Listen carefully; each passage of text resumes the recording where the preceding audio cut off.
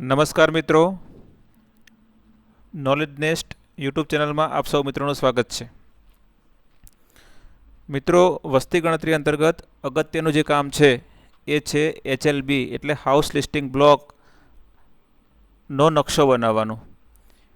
તો આ નકશો કેવી રીતે બનાવવો તે વિશેનો અગત્યનો વિડીયો આપણે આજે જોઈશું. મિત્રો, વસ્તી ગણતરી અંતર્ગત જે નકશો છે એ નકશો બનાવવામાં ખૂબ જ ચોકસાઈ રાખવી ખૂબ જ જરૂરી છે.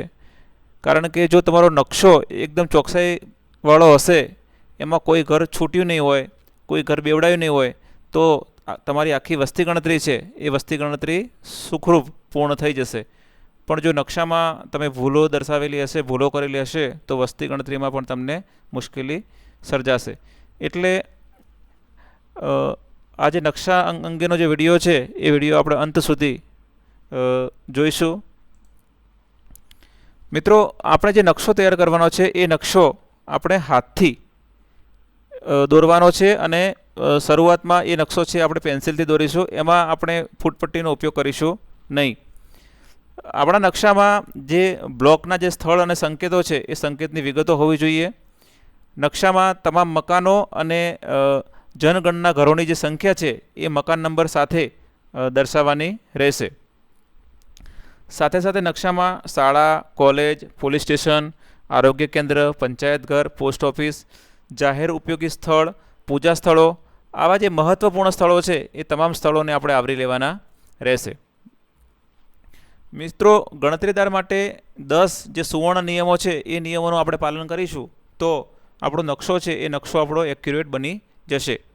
તો મિત્રો, જે સ્થળ સ્થિતિ દર્શાવતો નકશો છે એમનો ઉદ્દેશ એવો છે કે તમામ જે મકાન અને ઘર છે એ તમામ આપણે આવરી લેવાના છે. એમાંથી એક પણ મકાન અને ઘર છૂટવું જોઈએ નહીં કે કોઈ છે એ બેવડાવવું જોઈએ નહીં. આપણો જે નકશો છે એમાં રહેઠાણ, બિન રહેઠાણ, મિશ્ર ઉપયોગ, ખાલી મકાનો, અલગ અલગ હેતુ માટે જે ઉપયોગમાં લેવામાં આવતા જે મકાનો છે, માળખાઓ છે, એ બધા આપણે દર્શાવવાના છે. જેમાં ખેતરોનો પણ સમાવેશ થઈ જાય છે અને ખાલી જગ્યાઓનો પણ સમાવેશ થઈ જાય છે. તો મિત્રો, આ વસ્તુ આપણે ખાસ ખબર રાખીશું કે કોઈ પણ વિગત બાકી રહેવી જોઈએ નહીં. આપણે દરેક મકાનોને આપણે સળંગ નંબરો આપવાના છે અને એ નંબરો છે એ નંબરો આપણે નકશામાં લખવાના છે. એટલે દરેક ગણતરીદારને વિનંતી છે કે જે નંબરો લખવાની જે પ્રક્રિયા છે એ આપણે જાતે જ કરીશું. અગાઉ કોઈ નંબર આપેલા હોય તો એ નંબરને ધ્યાને લીધા સિવાય આપણે જાતે જ એનું નંબરિંગ કરીશું. મિત્રો, આ નકશો છે એ નકશો આપણે 2 કોપીમાં તૈયાર કરવાનો રહેશે.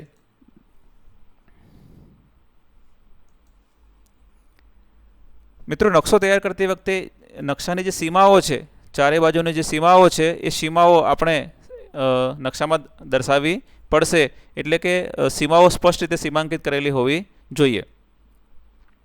નકશાનો મુખ્ય ઉદ્દેશ્ય એવો છે કે ગામમાં કે વોર્ડમાં આપણા HLBમાંથી કોઈ ભાગ કે ઘર બાકી રહેવું જોઈએ નહીં. આ સાથે કોઈ ઘર કે કોઈ મકાન છે એ બેવડાવવું જોઈએ નહીં. એ પણ આપણે ખાસ ખબર રાખવાની છે કે એક જ ગામમાં અલગ અલગ ગણતરીદારો હોય અને બધાને અલગ અલગ HLB ફાળવેલા હોય ત્યારે બધા ગણતરીદારો સાથે બેસી અને એકવાર આપણો જે HLB છે જોઈ લેવાનો રહેશે અને ત્યારબાદ આપણે દરેકની સીમાઓ નક્કી કરી દેવાની રહેશે. એટલે કોઈ ઘર રહી ના જાય અને કોઈ ઘર બેવડાય નહીં. જો તમને જે HLB ફાળવવામાં આવ્યો છે એ HLB અંગે તમને કોઈ સમસ્યા હોય, કોઈ વિસંગતતા હોય તો સુપરવાઇઝર મારફત આપણે ચાર્જ ઓફિસરને જાણ કરવાની રહેશે. નકશો તમારો એકદમ કમ્પ્લીટ થઈ જાય, ફાઇનલ નકશો તૈયાર થઈ જાય ત્યારે આ 2 નકલમાં આપણે સુપરવાઇઝરને ચકાસણી માટે મોકલવાનો રહેશે અને ત્યારબાદ એ ફાઇનલ નકશો છે એ આપણે ચાર્જ ઓફિસરને સબમિટ કરવાનો રહેશે. મિત્રો, આપણો જે નકશો છે એ નકશામાં જે વિવિધ પ્રતીકો છે એ પ્રતીકોનો આપણે ઉપયોગ કરવાનો રહેશે. નકશામાં સૌપ્રથમ આપણે બાઉન્ડ્રી બતાવવાની રહેશે. આપણી જે હદ છે HLBમાં તમને દર્શાવ્યા મુજબની જે હદ છે એ હદ આપણે દર્શાવવાની રહેશે. નકશામાં જે દિશાઓ છે ઉત્તર, દક્ષિણ, પૂર્વ, પશ્ચિમ આ દિશાઓ પણ આપણે દર્શાવવાની રહેશે. મિત્રો જે રહેણાંક મકાન છે એના માટેનો જે સિમ્બોલ છે અને બિન રહેણાંક માટેનો જે સિમ્બોલ છે, તો આ સિમ્બોલનો આપણે ઉપયોગ કરવાનો રહેશે. જે પાકું મકાન છે એના માટે ચોરસનો સિમ્બોલ છે, કાચું મકાન માટે ત્રિકોણનો સિમ્બોલ છે. બિન રહેણાંક હોય તો આપણે અંદર ક્રોસ માર્ક કરવાનો રહેશે, એટલે બિન રહેણાંકમાં પાકા મકાનમાં ચોરસમાં ક્રોસ માર્ક રહેશે અને કાચા મકાનમાં ત્રિકોણમાં આપણે ક્રોસ કરવાનું રહેશે. એ જ રીતે પાકા રસ્તામાં એનો જે સંકેત આપેલો છે, કાચા રસ્તાનો સંકેત આપેલો છે, પગદંડી, રેલવે લાઇન, આ બધા જે પ્રતીકો છે એ પ્રતીકોનો આપણે ઉપયોગ કરી અને આપણો નકશો બનાવવાનો રહેશે. આ જ રીતે તમે બીજા અલગ અલગ પ્રતીકો છે એ પ્રતીકો આપણે જોઈ લઈએ. આ નકશામાં તમારે આ પ્રતીકો અંદર દર્શાવેલા જ હશે. નદી માટે આવું પ્રતીક છે, નહેર માટે, તળાવ માટે પણ તમે પ્રતીક જોઈ શકો છો. અહીંયા 3 પ્રતીકો આપેલા છે, કૂવો, નળ અને હેન્ડપંપ, ડંકી, આ 3 પ્રતીકો આપેલા છે. તો તમારા HLBમાં જે આવતા હોય એ પ્રમાણે આપણે દર્શાવવાના રહેશે. આ જ રીતે મંદિર, મસ્જિદ, દેવળ, ગુરુદ્વારા વગેરેના પ્રતીકો તમે અહીંયા જોઈ શકો છો. એ જ રીતે શાળા માટે અહીંયા S કરેલો છે, દવાખાના માટે D કરેલો છે, પંચાયત ઘર માટે P કરેલો છે અને પોસ્ટ ઓફિસ માટે PO કરેલો છે. તો આ રીતે તમામ વિગતોને આપણે પ્રતીક સ્વરૂપે અંદર આવરી લેવાની રહેશે. જો મિત્રો નકશામાં મકાન નંબર અને જનગણના ઘરોની જે સંખ્યા છે એ સંખ્યા આપણે દર્શાવવાની રહેશે. તમે જોઈ શકો છો કે મકાન નંબર 9 છે એ પાકું છે અને રહેઠાણ છે, અને એમાં જનગણના ઘરોની સંખ્યા 2 છે, એટલે ચોરસ પાકું મકાન છે, આપણે ચોરસમાં એને 9 કર્યા છે અને જનગણના ઘરોની સંખ્યા 2 છે એટલે નીચે કૌંસમાં 2 કર્યા છે. એ જ રીતે 10 નંબરનું જે ઉદાહરણ છે એમાં મકાન પાકું છે એટલે આપણે ચોરસ કર્યો છે, પણ મકાન બિન રહેઠાણ છે એટલે એ 10ને આપણે એ ચોરસને આપણે ક્રોસ માર્ક કર્યા છે, અને એમાં જનગણના ઘરોની સંખ્યા ફક્ત 1 જ છે એટલે નીચે કૌંસમાં 1 લખવાની કોઈ જરૂર રહેતી નથી, એટલે એને આપણે એકલા 10 તરીકે દર્શાવી શકીએ છીએ. ત્યારબાદ મિત્રો 15 નંબરમાં મકાન છે કાચું છે. કાચું છે એટલે આપણે ત્રિકોણ દર્શાવ્યો છે અને ત્રિકોણમાં મકાનનો નંબર 15 છે એટલે 15 લખ્યો છે. ત્યારબાદ એ 15 નંબરમાં જનગણના ઘરો 3 છે એટલે નીચે કૌંસમાં આપણે 3 લખ્યા છે, એટલે ત્રિકોણમાં 15 અને નીચે કૌંસમાં 3. ત્યારબાદનું ઉદાહરણ છે 6 નંબરનું મકાન છે, કાચું છે. કાચું છે એટલે ત્રિકોણ દોરીને આપણે એને ક્રોસ માર્ક કર્યો છે અને એ બિન રહેઠાણ છે એટલે ક્રોસ માર્ક કર્યો છે. ત્યારબાદ એમાં જનગણના ઘરની સંખ્યા 1 છે એટલે નીચે કૌંસમાં 1 લખવાની જરૂરિયાત રહેતી નથી, આપણે એને સીધા 6 તરીકે દર્શાવ્યા છે. તો મિત્રો આપણે આ રીતે દરેક મકાનને અને મકાનની સાથે સાથે જનગણના ઘરને પણ આપણે નકશામાં દર્શાવવાનું રહેશે.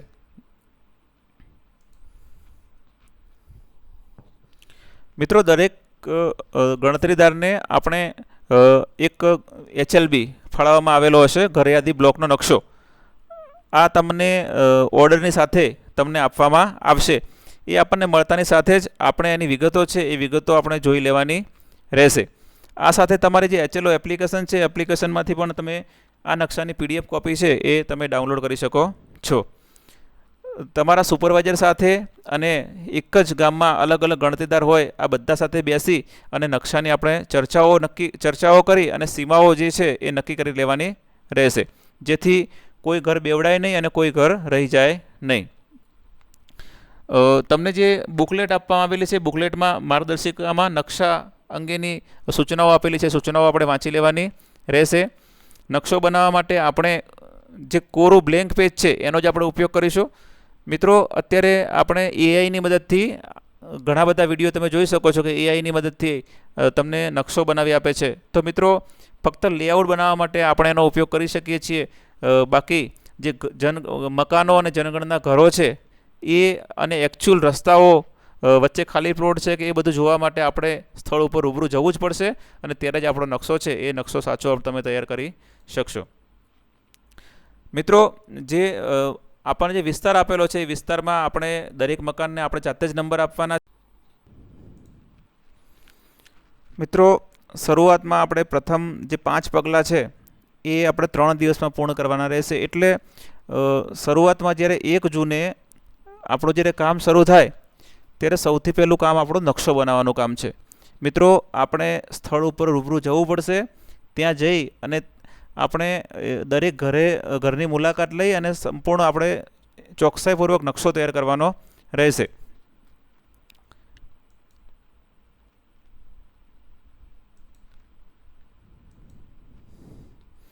તમે મિત્રો અહીંયા પ્રથમ 5 પગલાં છે એ તમે જોઈ શકો છો કે આપણે 3 દિવસમાં આપણે આ કામ કરવાનું છે. આપણા નકશાને સમજવાનું છે, આપણા વિસ્તારને જોવાનો છે, રસ્તાઓ ભૌતિક પરિબળો દોરવાના છે, બિલ્ડિંગને નંબર આપવાના છે અને ભૂમિચિહ્નો દોરી અને નામ લખવાના છે. તો મિત્રો આ સૌથી અગત્યની વસ્તુ છે કે આપણે આ જે કામ છે એ શરૂઆતમાં એપ્લિકેશનને આપણે અડવાનું નથી. પ્રથમ કામ આપણું છે નકશો તૈયાર કરવાનો અને એ નકશાના આધારે જ આપણા મકાનોની સંખ્યા અને ઘરોની સંખ્યા છે એ ફાઇનલ થશે. મિત્રો આટલું કામ કર્યા બાદ આપણો જે નકશો તૈયાર થયો છે એ સુપરવાઇઝર પાસે આપણે એને ક્રોસ વેરીફાઈ કરાવવાનો રહેશે અને ત્યારબાદ એને ફાઇનલ સ્વરૂપ આપી અને પછી આપણે એ નકશામાં કોઈ ફેરફાર હોય તો ફેરફાર કરી અને પછી આપણે ચાર્જ ઓફિસર સુપરવાઇઝર મારફત ચાર્જ ઓફિસર શ્રીને આપણે જમા કરાવવાનો રહેશે. તો જે આપણે હાલ જે સ્ટેપ જોયા પ્રથમ આપણે 3 દિવસમાં જે કરવાના છે એ તો તમે જોઈ શકો છો કે તમને જે HLB ફાળવવામાં આવેલો છે હાઉસ લિસ્ટિંગ બ્લોક એને આપણે સમજવાનો છે, એનો અભ્યાસ કરવાનો છે, એની સીમાઓ જોવાની છે અને આપણે ખાસ ખબર એ રાખવાની છે કે નકશામાં સૌથી ઉપર ઉત્તર દિશા દર્શાવવામાં આવે છે. ત્યારબાદ સેકન્ડ નંબરમાં આપણો જે વિસ્તાર છે HLB છે એ વિસ્તારને આપણે ઓળખવાના છે.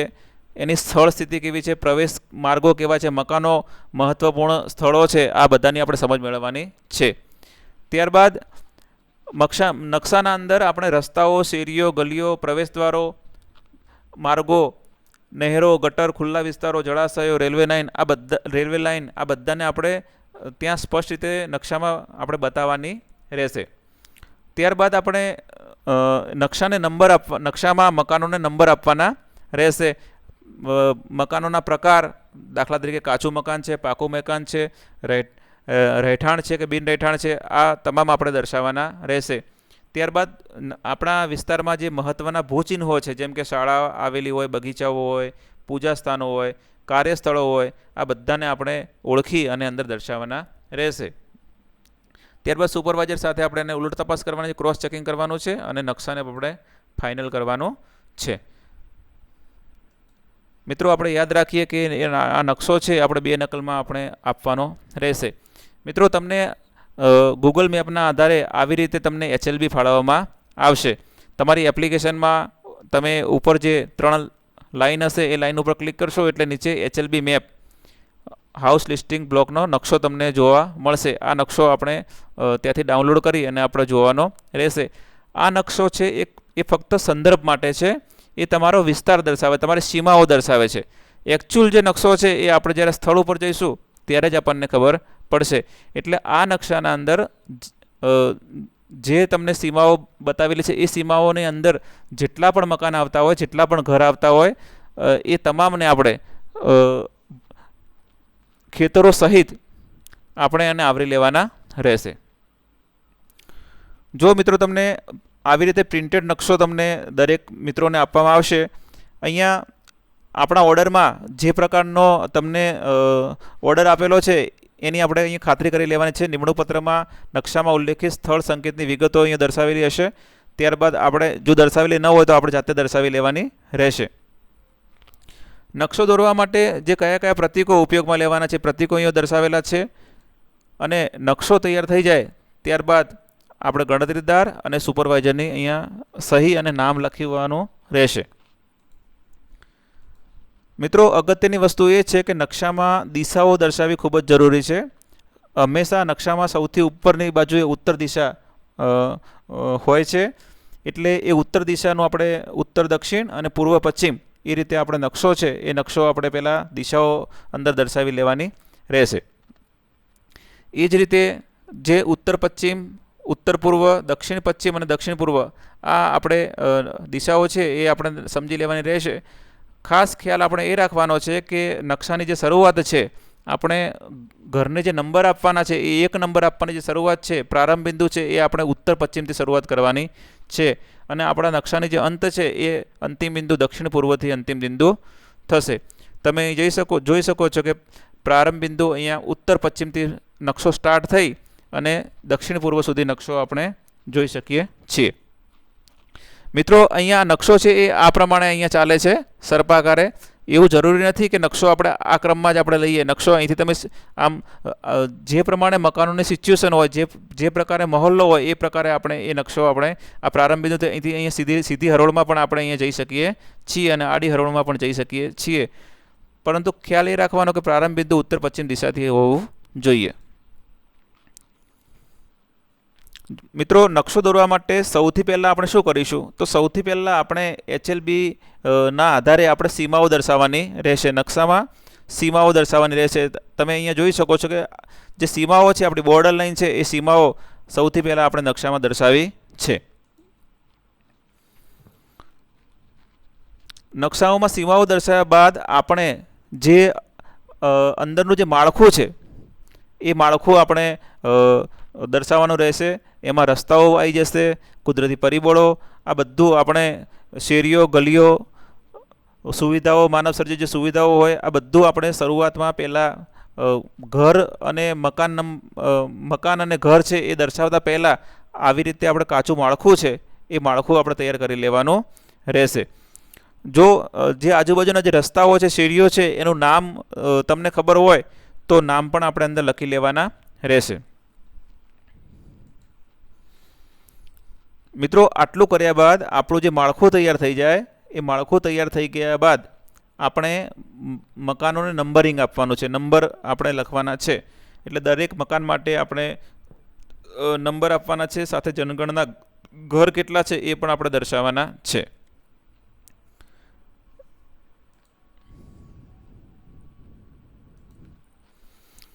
જો આ રીતે અહીંયા મકાન અને ઘર સાથે આપણને દર્શાવેલા છે. જ્યાંથી તમારો એક મહોલ્લો પૂરો થાય છે અથવા એક લાઈન પૂરી થાય છે, ત્યાં આપણે તીરના નિશાનથી આપણે મકાનનો નંબર છે એ આપણે દર્શાવવાનો રહેશે કે ભાઈ આટલેથી હવે આ નવો મકાન નંબર અહીંયા જઈ રહ્યો છે. જે મહત્ત્વના ભૂમિચિહ્નો છે એ પણ આપણે દર્શાવવાના રહેશે. અને મકાન નંબરની સાથે જનગણના ઘરો કેટલા છે એ પણ આપણે નીચે કૌંસમાં દર્શાવવાના રહેશે. એટલે આપણો નકશો છે એ નકશો બની ગયા પછી આ પ્રમાણે તૈયાર થશે. અહીંયા નીચે HLB નંબર છે, HLB નંબર દર્શાવવાનો રહેશે. આ બાજુ પણ HLB નંબર, આ બાજુ પણ HLB નંબર દર્શાવવાનો રહેશે. તમામ પ્રકારના તમે અહીંયા જોઈ શકો છો કે મંદિર છે, ચર્ચ છે, બગીચો છે, તળાવ છે, આ બધું અહીંયા નકશામાં દર્શાવેલું છે. તો આ રીતનો આપણે સંપૂર્ણ નકશો તૈયાર કરવાનો રહેશે. તો મિત્રો, HLBના આધારે આ નકશો આપણે જાતે જ તૈયાર કરીશું. નકશા અંગે કોઈ પ્રશ્ન હોય તો કોમેન્ટ કરજો. વિડીયો જો ગમ્યો હોય તો વિડીયોને લાઇક કરશો અને તમારા મિત્રો સુધી શેર કરશો. Thank you.